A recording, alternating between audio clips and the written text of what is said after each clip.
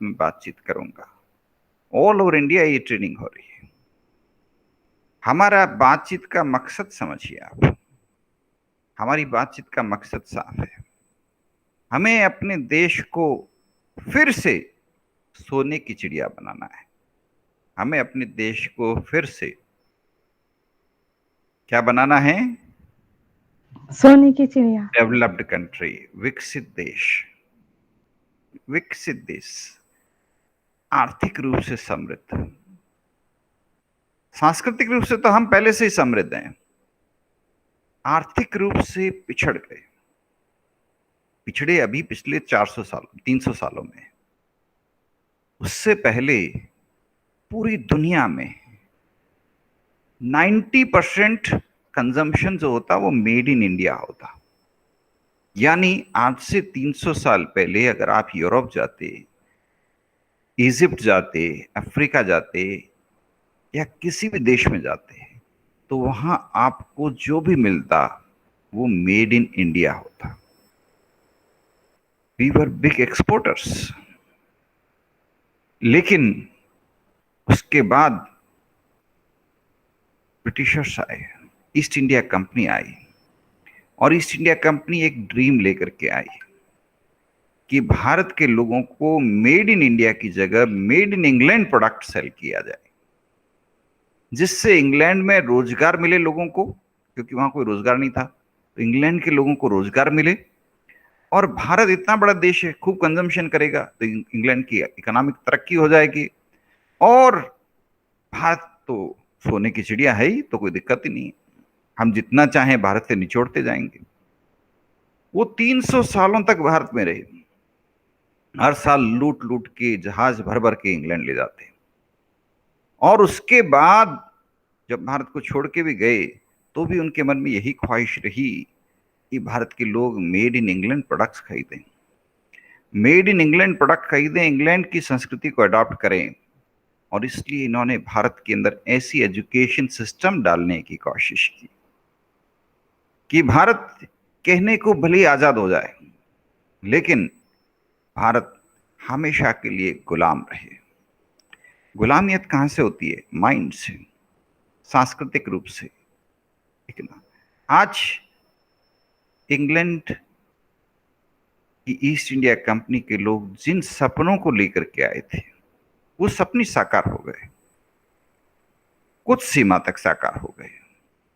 वो जो चाहते थे, वो चाहते थे कि ये दुनिया का सबसे समृद्ध देश भारत उनको समृद्ध कर दे, कर दिया। वो चाहते थे कि दुनिया के सबसे समृद्ध कारीगर अपने हुनर छोड़ दें, छोड़ दिया।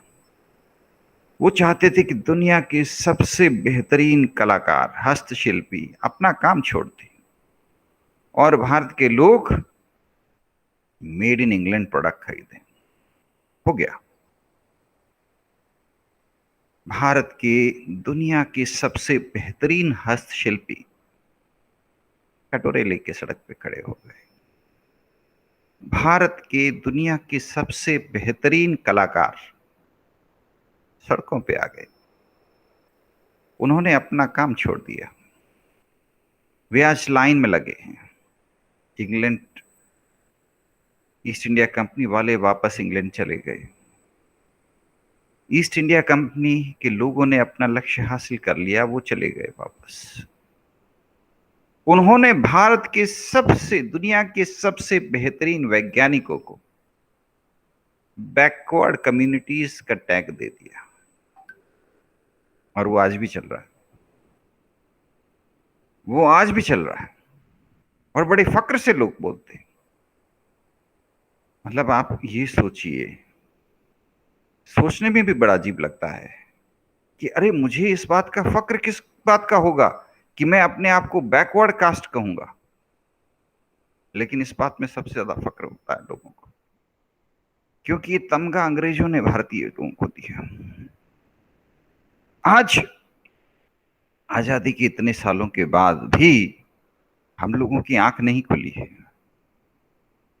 हम लोगों ने दुनिया के सबसे बेहतरीन साइंटिस्ट को दुनिया की सबसे बेहतरीन वर्क इंजीनियर्स को, दुनिया के सबसे बेहतरीन वर्कर्स को, हाईली स्किल्ड वर्कर्स को, स्किल्ड वर्कर कहते तो एक अच्छी बात होती, हमने उनको क्या बोला, बैकवर्ड कास्ट। क्यों? क्योंकि अंग्रेजों ने तमगा दिया। और वो आज बड़े प्राइड से, उनके बच्चे आज बड़ी प्राइड से ये कहते हैं कि हम तो बैकवर्ड कास्ट से हैं और अब हम किसी तरह सरकारी क्लर्क बन जाएं। अरे दुनिया की सबसे अद्भुत कलाएं तुम्हारे हाथों में थी। भारत के टेक्सटाइल वर्कर्स दुनिया के सबसे बेहतरीन टेक्सटाइल वर्कर्स थे, सबसे बेहतरीन इंजीनियर्स थे, टेक्सटाइल इंजीनियर्स। भारत के आयरन स्मिथ्स दुनिया के सबसे बेहतरीन आयरन स्मिथ थे। भारत के गोल्ड स्मिथ दुनिया के सबसे बेहतरीन गोल्ड स्मिथ थे। कोई भी हुनर की बात करिए, we were the best in the world. लेकिन इन लोगों के दिमाग में बैकवर्ड कास्ट डाल दी गई और इन्होंने अपने हुनर छोड़ दिए और सरकार ने भी कोई मदद नहीं की। सरकार ने इनके हुनर को इनकी बैकवर्डनेस का कारण बताया और इनसे कहा तुम तो गवर्नमेंट क्लर्क बन जाओ, हम तुम्हारे लिए सीट रिजर्व कर देते हैं। कोई टेक्नोलॉजिकल सपोर्ट नहीं, कोई साइंटिफिक एडवांसमेंट के लिए कोई सपोर्ट नहीं। देखिए, कोई देश विकसित कैसे बनता है? आपने कभी सोचा है कि अमेरिका आर्थिक रूप से इतना संपन्न क्यों हो गया? कभी सोचा है इस बात पर? क्या कभी इस बात पर आपने गौर किया है कि अमेरिका और यूरोप के जो देश हैं उनमें इकोनॉमिक प्रॉस्पेरिटी इतनी क्यों आई? आप रोजमर्रा के जो सामान आज खरीदते हैं ना, उनकी लिस्ट बनाइए। 90% गुड्स जो आप यूज करते हैं वो आप खुद देख करके हैरान हो जाएंगे, वो उन कंपनियों के द्वारा बनाए गए हैं जिनका अल्टीमेट हेड ऑफिस अमेरिका में है। तो पूरी दुनिया के लोग जो कंजम्पशन करते हैं, कंजम्पशन आप करते हैं, अफ्रीका के लोग करते हैं, यूरोप के लोग करते हैं, प्रॉफिट किसको होता है? अमेरिका में बैठे लोगों को। डिविडेंड किसकी जेब में जाता है? अमेरिका में बैठे लोगों के। और बेरोजगारी कहां फैलती है? सोचिए इस पर। क्या साबुन आपके देश में नहीं बनती? बनती है, लेकिन आप वो नहीं खरीदेंगे, बिल्कुल नहीं खरीदेंगे। क्या स्वीट्स आपके देश में नहीं बनते? बनते हैं, लेकिन आप वो नहीं खरीदेंगे। आप तो उस विदेशी कंपनी के स्वीट्स खरीदेंगे। क्या जूते चप्पल आपके देश में नहीं बनते? बनते हैं, लेकिन उन जूतों को एंट्री ही नहीं मिलेगी। मैं बीकानेर शहर से हूं। यहां के लेदर आर्टिस्ट, अब आप उनको चमार बोलेंगे तो कोई कहेगा कि ये तो बैकवर्ड लोग हैं। आप बैकवर्ड कैसे बोल सकते हैं? जबकि मैं तो चमार को बहुत रेस्पेक्ट से बोलता हूं, क्योंकि वो लेदर आर्टिस्ट है। उनके हाथ में इतना जबरदस्त हुनर। एक जमाने में बीकानेर तो रेगिस्तान था, तो वहां पशुओं के नाम पे सबसे ज्यादा ऊंट और गायें दो ही होते थे। तो ऊंट मरने के बाद में ऊंट की जो खाल है उससे वो लोग बेहतरीन, बहुत खूबसूरत सुराही बनाया करते थे और उसके ऊपर सुंदर चित्रकारी करते थे हमारे बीकानेर के उस्ता कारीगर, पेंटर्स। और वो इतनी खूबसूरत हो जाती है, आज वो एक्सपोर्ट होती है और उसकी कीमत बेशुमार होती है। दुनिया के सबसे रईस लोग उसको परचेस करना चाहते हैं। ये कितने बेहतरीन कारीगर थे। वो लोग लेदर की जूतियां बनाते थे, इतनी शानदार जूतियां। लेकिन आपको देखकर के ताज्जुब होगा कि आज के इस दौर के अंदर हमने विज्ञापन, मार्केटिंग, एडवर्टाइजिंग का एक ऐसा दौर देखा है कि उनके द्वारा बनाई हुई लेदर शूज 200 रुपए में नहीं बिकती, जबकि हम विदेशी कंपनियों के बनाए हुए लेदर शूज 8,000 रुपए, 10,000 रुपए में खरीद रहे हैं।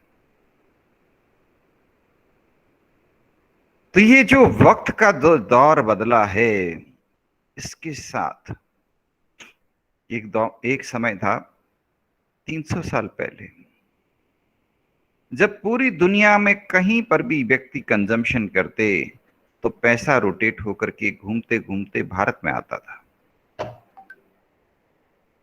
तो भारत सोने की चिड़िया था। हर व्यक्ति के पास बेहद संपत्ति थी, बहुत संपत्ति थी।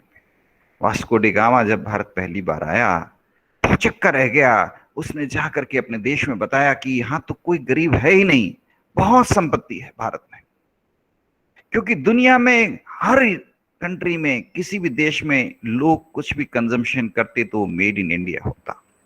कपड़े पहनते तो मेड इन इंडिया होता था, सामान खरीदते तो मेड इन इंडिया होता था, गहने खरीदते तो मेड इन इंडिया होता था, ज्वेलरी खरीदते तो मेड इन इंडिया होता था, हर चीज made in India. East India company के 300 साल और उसके बाद जमाना ऐसा पलटा। और आज हम लोग खुद मेड इन इंडिया प्रोडक्ट्स नहीं इस्तेमाल करते तो विदेशियों की क्या बात करें। क्वालिटी को लेकर के मत कंप्लेन करिए, क्वालिटी में कोई ज्यादा फर्क नहीं पड़ा है। ब्यावर की तिलपापड़ी आज भी वैसी ही अद्भुत है, सरदार शहर की फीनी आज भी वैसी ही अद्भुत है, लेकिन हमने ही उसको खाना छोड़ दिया। अद्भुत क्वालिटी है, आउटस्टैंडिंग है, हेल्थ के लिए दी बेस्ट है, लेकिन हमने ही खरीदना छोड़ दिया। हमने ही छोड़ा है। और अगर हम अपने घर के पास वाली साबुन की फैक्ट्री से साबुन वापस खरीदना चालू कर देंगे तो क्या होगा? सबसे पहले तो वो फैक्ट्री बंद होने के कगार पे है, वो चालू हो जाएगी। उसमें जो लोग काम करते हैं उनको अच्छी पगार मिलने लग जाएगी। ये पैसे का रोटेशन शुरू हो जाएगा, अपने ही देश के अंदर पैसे का रोटेशन शुरू हो जाएगा। मान लीजिए ये हमारी क्लास है और हमारी क्लास में 20 लोग हैं या 25 लोग हैं, मान लीजिए। मैंने पहले व्यक्ति को 100 रुपए पकड़ाए, ये तुम्हारी इनकम है, तुम्हें खर्च करनी है, लेकिन खर्च इसी क्लास में करनी है।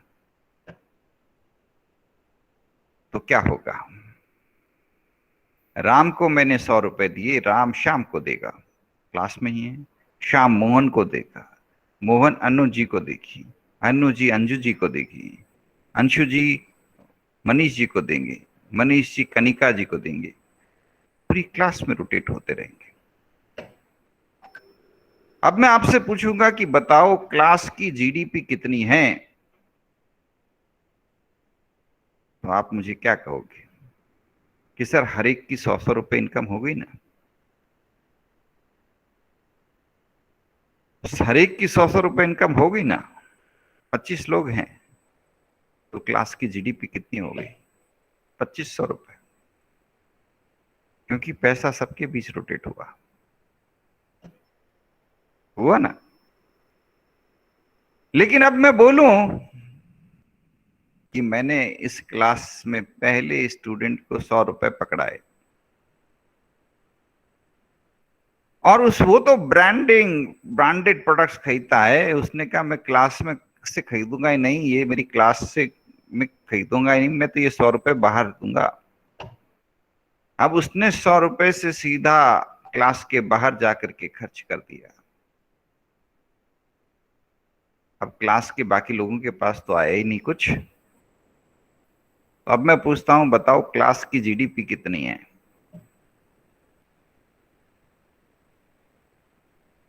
100 रुपए। क्योंकि अंजू जी के हाथ कुछ नहीं आया, अंशु जी के हाथ कुछ नहीं आया, मनीष जी के हाथ कुछ नहीं आया, कार्णिका जी के हाथ कुछ नहीं आया। पहले व्यक्ति ने ही सारा रुपया बाहर भेज दिया। समझ में आई बात? भारत में यही हो रहा है। भारत सरकार 7th पे स्केल लगा देती है, 8th पे स्केल लगा देती है, 9th पे स्केल लगा देती है। आप ताज्जुब करेंगे, लोग हड़ताल करते हैं, मेरी तनख्वाह बढ़ाओ, सरकार तुरंत तनख्वाह बढ़ा देती है। तनख्वाहें खूब बढ़ा रही है सरकार, इसमें कोई दो राय नहीं है। वो पटवारी जो किसान को अपने घर 10 चक्कर लगवाता है एक छोटे से काम के लिए, उसको सरकार मोटी तनख्वाह देती है। और बोनस वगैरह पता नहीं क्या क्या, दिवाली बोनस और वो भी मिल जाते हैं। और जब तनख्वाह बढ़ती है तो बैक डेट से भी बढ़ने लग जाती है।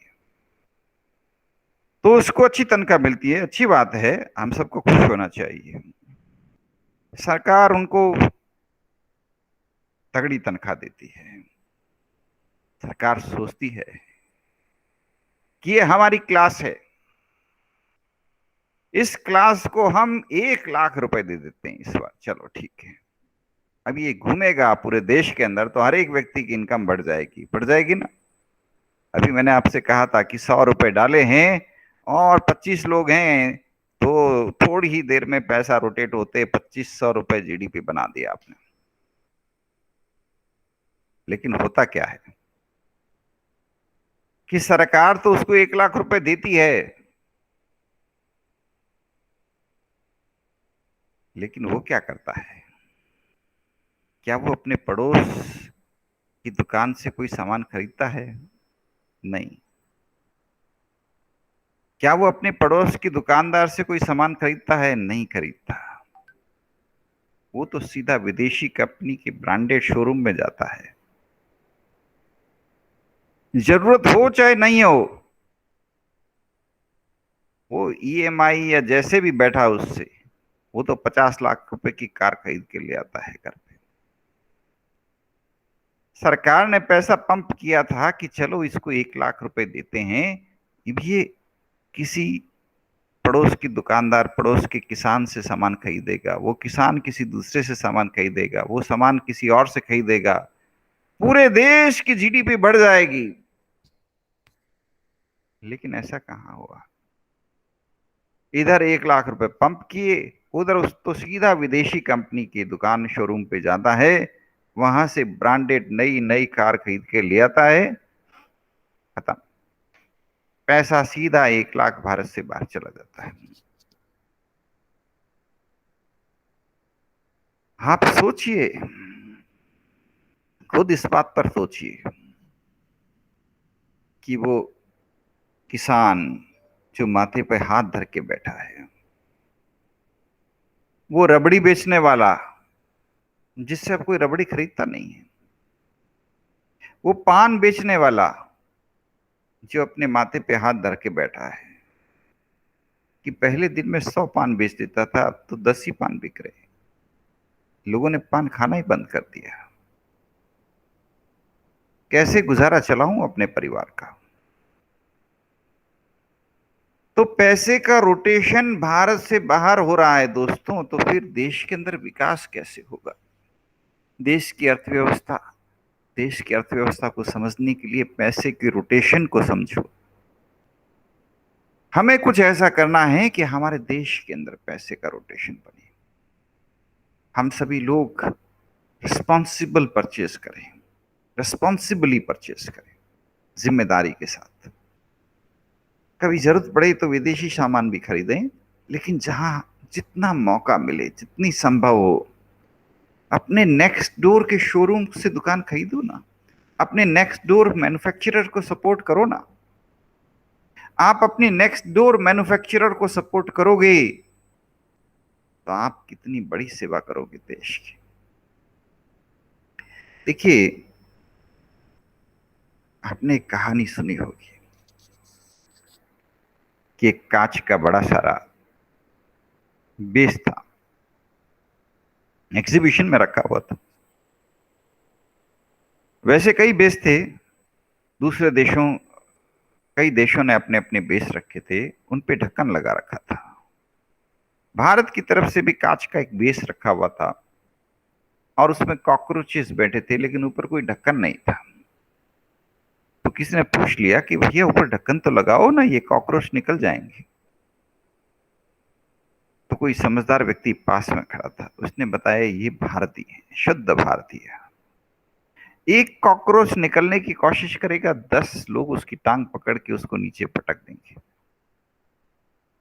कोई निकल नहीं पाएगा। ये शुद्ध भारतीय मेंटेलिटी के साथ जीते हैं। हमें इस मेंटेलिटी को छोड़ना पड़ेगा। हमें एक दूसरे का हाथ पकड़ के मदद करनी पड़ेगी। एक दूसरे का हाथ पकड़ना है, पकड़ के नीचे लाने के लिए नहीं, ऊपर ले जाने के लिए, मदद करने के लिए। एक दूसरे की मदद करनी है, नीचे गिराने के लिए नहीं, उसको ऊपर लाने के लिए। कल्पना करिए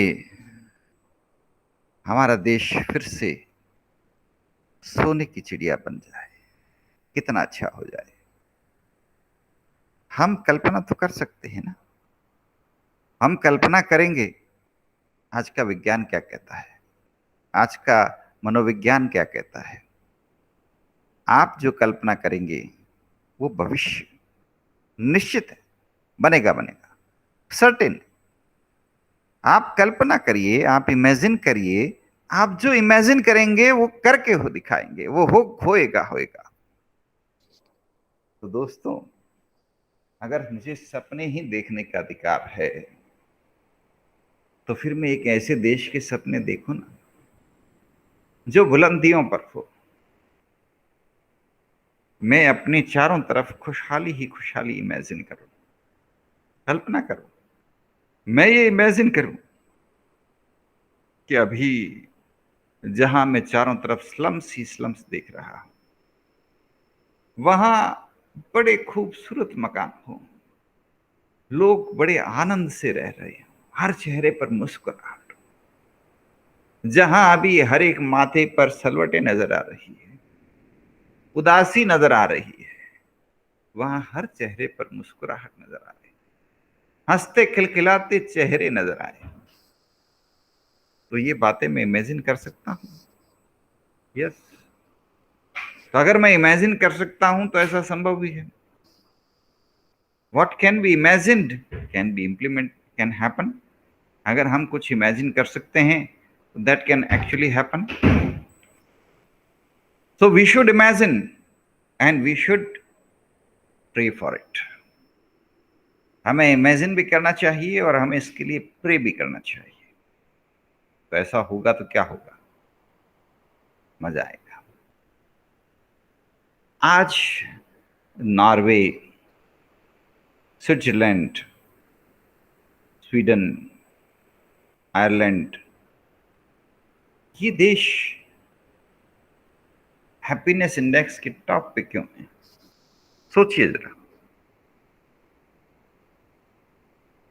हैप्पीनेस इंडेक्स के टॉप पे ये देश क्यों है, हम क्यों नहीं है? हम तो नीचे नीचे हैं। क्या कारण है? खुशहाली के लिए क्या चाहिए? हंसने और गुनगुनाने के लिए क्या चाहिए? मुस्कुराने के लिए क्या चाहिए? हमें आनंद से जीने के लिए क्या चाहिए? मैंने तो आपसे कह दिया, गुनगुनाइए, मुस्कुराइए, हंस हंस के सबको दीवाना बनाइए, गुनगुनाइए। लेकिन ये भी बात सही है कि गुनगुनाने के लिए, मुस्कुराने के लिए एक अच्छा, ठीक ठाक अच्छा मतलब 5 स्टार नहीं, ठीक ठाक इंफ्रास्ट्रक्चर, इकोसिस्टम चाहिए। आज हालत तो ये है कि भारत के अंदर गांव में पानी के लिए 2 किलोमीटर जाना पड़ता है।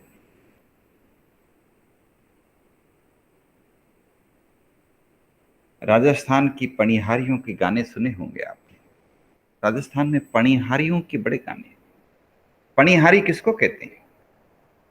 सुबह सुबह माथे पर घड़े लेकर के जो लड़कियां पानी लेने जाती है, 1-1 किलोमीटर, 2-2 किलोमीटर, उनको बोला जाता है राजस्थान में पनिहारी। और वो 1 किलोमीटर, 2 किलोमीटर जा करके वहां पे कहीं तालाब होता है या कोई कुआं होता है, वहां से अपने घड़े में पानी भरती है। एक के ऊपर एक घड़ा, एक के ऊपर एक घड़ा, एक के ऊपर एक घड़ा, ऐसे 2-3 घड़े सर पे रख के फिर वापस अपने घर आती है और उस पानी से पूरा दिन चलाती है। उनको बोलते हैं पनिहारी। उन पनिहारियों को जितना सलाम किया जाए कम है। आज भी हैं पनिहारी। अब तो हमारा देश, लेकिन क्या बात करें, राजस्थान में पनिहारियों पे बहुत गाने हैं। जैसे एक गाना है, कुणची खुणाया कुआ पावड़ी, पनिहारी जिएलो, पनिहारी जिएलो। मतलब सिंपल सा गाना है कि ये कुएं और ये बावड़ी, ये किसने बनवाए? पनिहारी जी बताइए, किसने बनवाए? क्योंकि राजस्थान की जान तो यही है, कुएं और बावड़ी। आज भी इतने साल हो गए हैं, आज भी पनिहारियों को पानी लेने जाना पड़ता है। हमारा देश अगर विकसित हो तो कब मानोगे उसे विकसित आप? मैं तो कहूंगा विकसित तब मानूंगा जब कोई पनिहारी नहीं रहे, किसी को पानी लेने के लिए 1 किलोमीटर न जाना पड़े। पानी का तो कनेक्शन हर घर में दे दो। हर घर में पानी बिजली का कनेक्शन तो दे दो। अगर हर घर में पानी और बिजली का कनेक्शन हुआ तो मानेंगे कि हाँ, अब मगर अफसोस हमारे बजट इधर उधर चले जाते हैं। पनिहारी के लिए बजट बचता ही नहीं है बेचारी के लिए। पनिहारी को तो, पनिहारी की तो जीवन वैसा ही है, वो ही जीवन है उसका। जैसे 60 साल 70 साल पहले जीवन था वैसा ही जीवन अब है, कोई बदलाव नहीं है। उसे तो वैसे ही सुबह सुबह घड़े उठाने हैं, जाना है, पानी भर के लाना है और उतने पानी में पूरा दिन बिताना है। तो पहला काम, जब भी कोई देश तरक्की करना चाहिए उसे क्या करना चाहिए? तरक्की का असली बुनियाद क्या है? कब आप मानेंगे कि हाँ तरक्की हुई है? आज हालत ये है कि मैं बड़े शहरों की बात नहीं कर रहा, दिल्ली बम्बई कलकत्ता की बात नहीं कर रहा। दिल्ली बम्बई कलकत्ता तो देखिए भारत में होते हुए भी अलग हैं, क्योंकि वहां तो सब चीजें उन्होंने इंटरनेशनल स्टैंडर्ड की क्रिएट की है। शानदार सड़कें हैं, शानदार गार्डन्स हैं, सब कुछ सरकार जम करके पैसे डालती है इंफ्रास्ट्रक्चर के लिए। लेकिन भारत की 70% जनसंख्या तो गांव में रहती है और गांव पर कोई न देखता ही नहीं, किसी की नजर ही नहीं जाती। होना तो ये चाहिए कि भारत के हर एमएलए एमपी के लिए अनिवार्य हो कि वो अपने कार्य क्षेत्र के सारे गांवों की रेगुलर यात्रा करें, विजिट करें और देखें, और कहीं कहीं तो पैदल यात्रा करें, क्योंकि आप पैदल यात्रा करते हैं तो आपको पता लगता है कि समस्याएं क्या है, अभाव क्या है।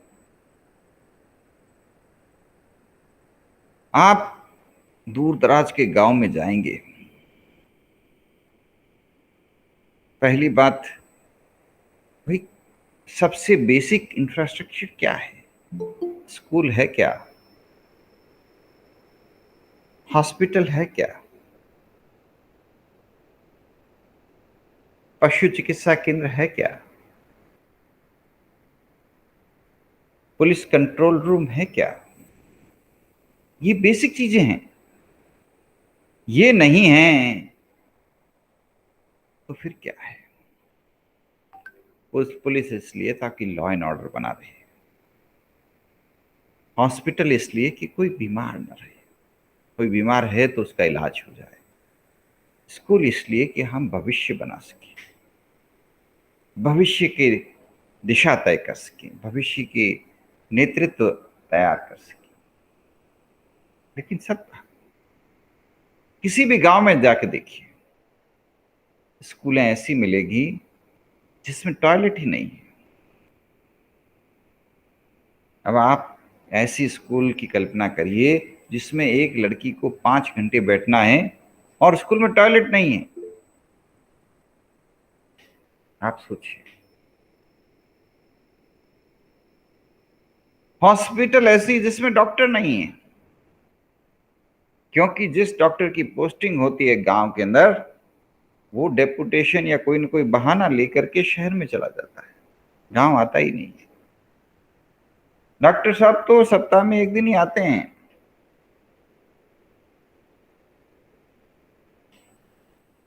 तो हॉस्पिटल का क्या हाल है ये देख लीजिए, स्कूल का क्या हाल है ये देख लीजिए। मैं तो उसको हॉस्पिटल नहीं कहूंगा जिसमें डॉक्टर नहीं मिले।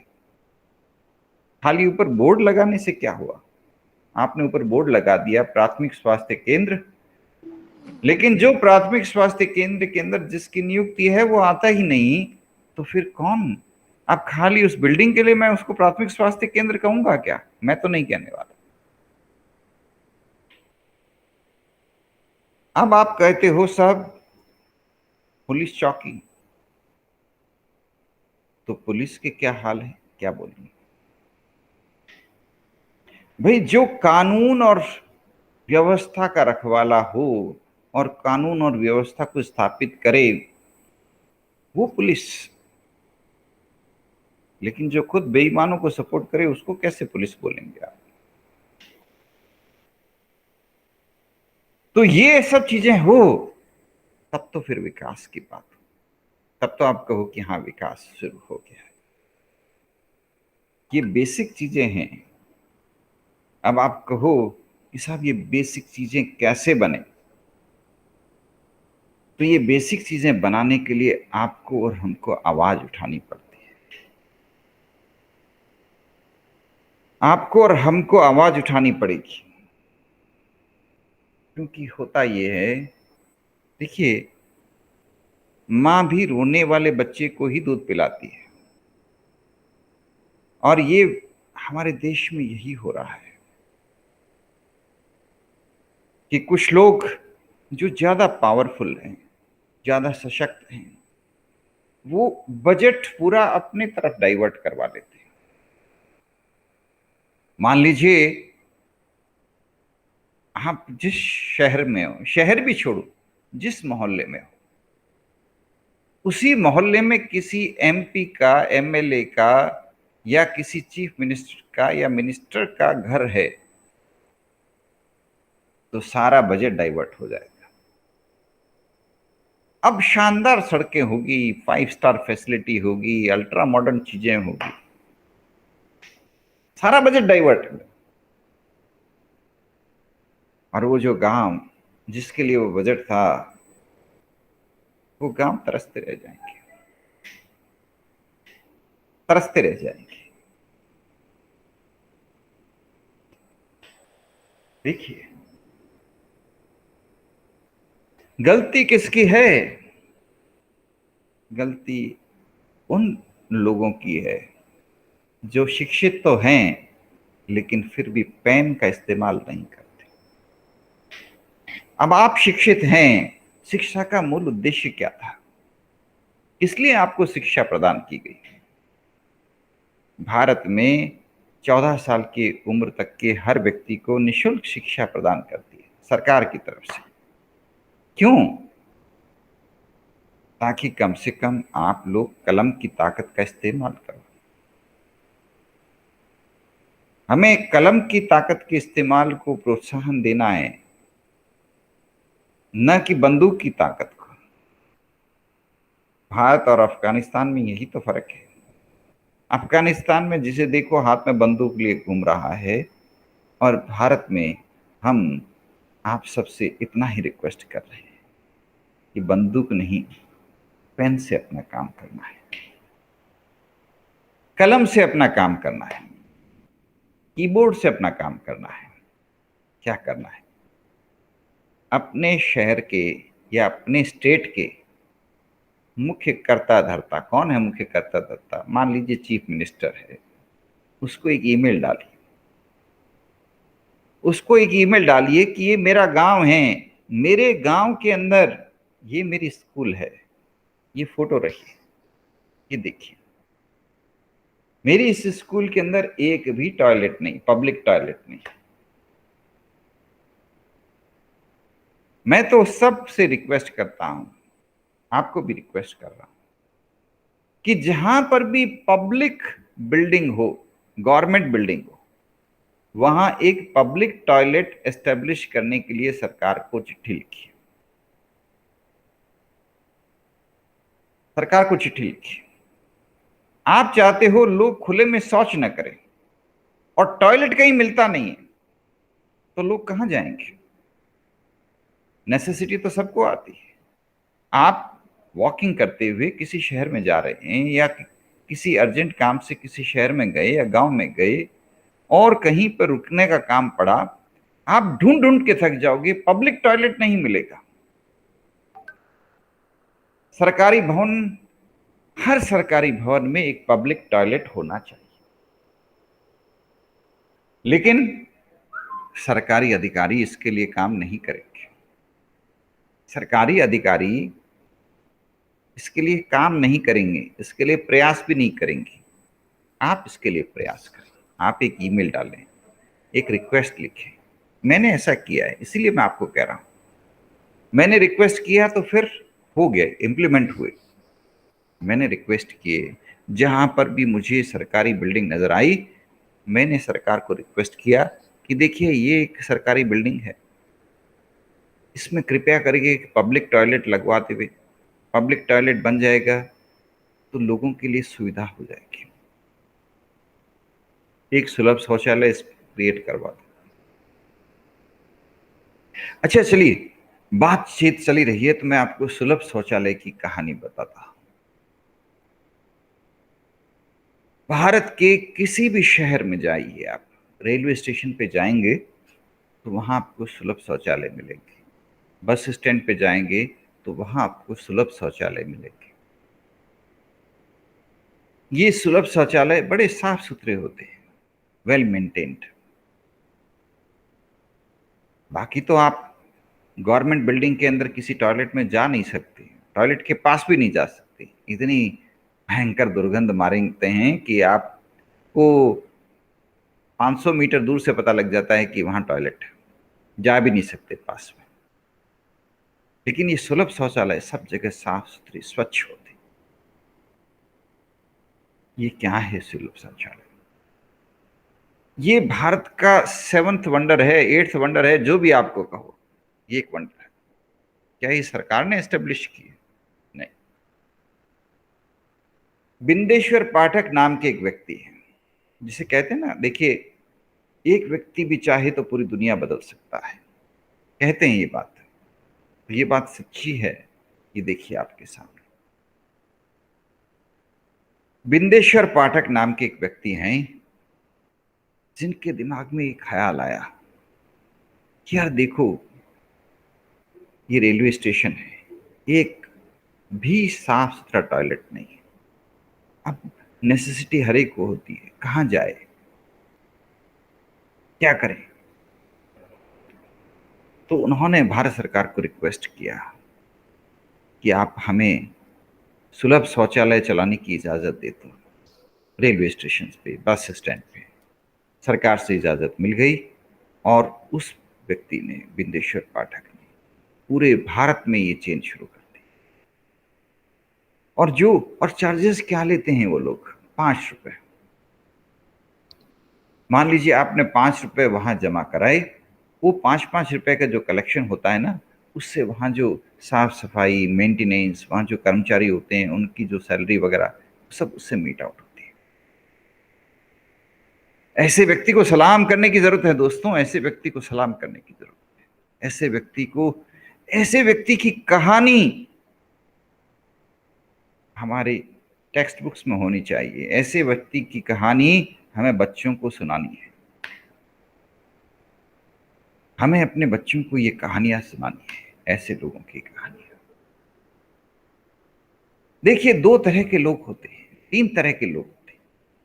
एक, जो कहीं कोई कमी नजर आती है, जैसे ये मेरा घर है, ये मेरी दीवार है, अब यहां पे मुझे कोई कमी नजर आई तो मैं क्या करूंगा? इसमें अंगुली डालूंगा, इसको और बिखेरूंगा। यहां एक टेढ़ नजर आई, इसमें अंगुली घुसाऊंगा, इसको और बड़ी करूंगा और फिर हल्ला मचाऊंगा, देखो मेरी दीवार टूटी हुई है रे, क्या करें, मेरी दीवार टूटी हुई।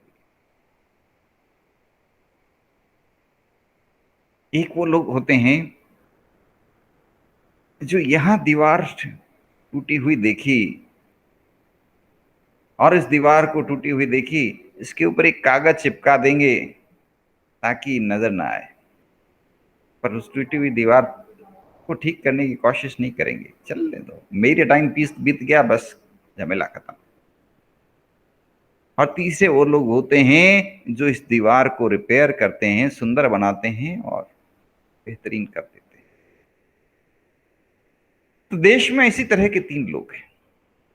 एक तरफ वो लोग हैं जो हमारे ही देश को नुकसान पहुंचा देते हैं।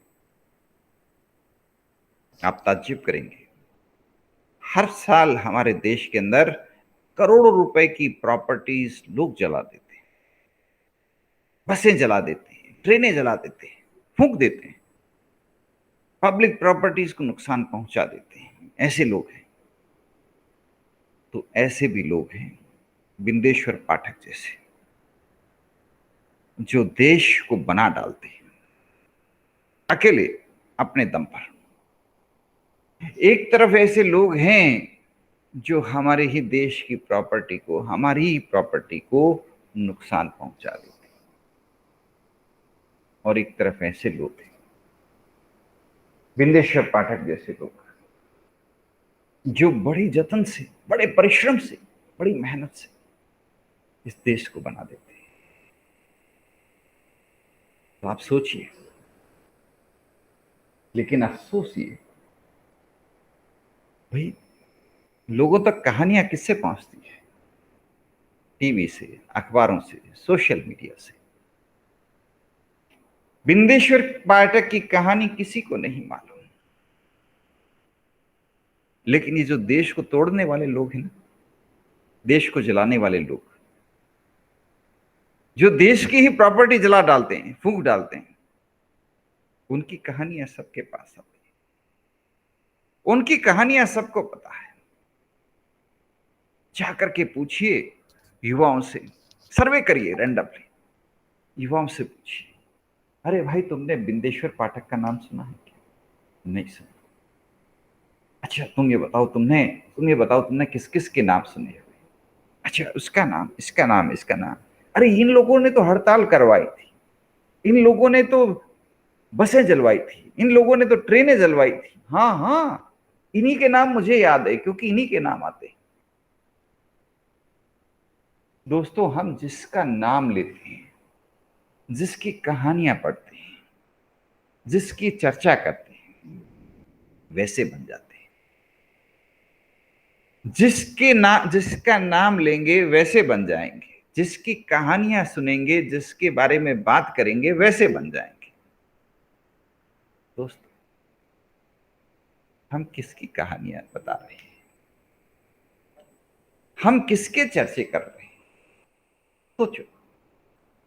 हम किसकी बातें कर रहे हैं? सोचो, एक बार के लिए सोचो। व्हाट्सएप आता है, फॉरवर्ड करते हैं। किसके व्हाट्सएप फॉरवर्ड कर रहे हैं? किस व्यक्ति की हम तारीफ कर रहे हैं? किसके गुण गा रहे हैं? हम किसके लिए कर रहे हैं? सोचो इसके ऊपर। इसके ऊपर बहुत गंभीर चिंतन की जरूरत है। हम जिन लोगों के बारे में बात करते हैं, जिन लोगों के बारे में हम चर्चा करते हैं, वो नेशन बिल्डर हैं या नेशन डिस्ट्रॉयर है? जो नेशन बिल्डर हैं उसकी तो हम बात ही नहीं करते। बिंदेश्वर पाठक के बारे में कितने लोगों को पता है? बिंदेश्वर पाठक जैसे लोगों के बारे में कितने लोगों को पता है? हम नेशन बिल्डर्स की बात करना शुरू करें दोस्तों, और हमारे देश में अनेकों ऐसे लोग हैं। कोई ये बात नहीं है कि बिंदेश्वर पाठक अकेले ऐसे व्यक्ति हैं। अच्छा काम करने वाले बहुत लोग हैं, अनगिनत लोग हैं। उन लोगों के बारे में चर्चा करने की जरूरत है। उन लोगों के बारे में सबको बताने की जरूरत है।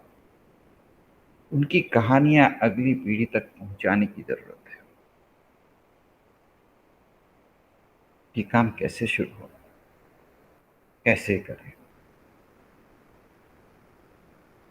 किस तरह से ये शुरुआत करें? आज के बच्चों को हम, देखिए, हम जब दुनिया में आते हैं तो बिल्कुल कोरा कागज होते हैं, कुछ नहीं होता, प्लेन माइंड। कोई आग्रह न कोई पूर्वाग्रह, कोई घृणा न कोई नफरत, बिल्कुल कोरा कागज होते हैं। न कोई जिद, न कोई। पहले 10 सालों में, पहले 15 सालों में जो इनपुट हमको मिलता है वही हमारे भविष्य तय करता है, वही हमारा व्यक्तित्व बनाता है, वही हमारा व्यक्तित्व स्थापित करता है, हमारी पर्सनैलिटी भी वही बनाता है। हम जो कुछ भी हैं, जो कुछ भी अपने आप को जैसे भी प्रेजेंट करते हैं, वो सब वैसे। लेकिन इनपुट क्या मिलता है, इस पर गौर करें। इनपुट कौन देता है? समाज देता है।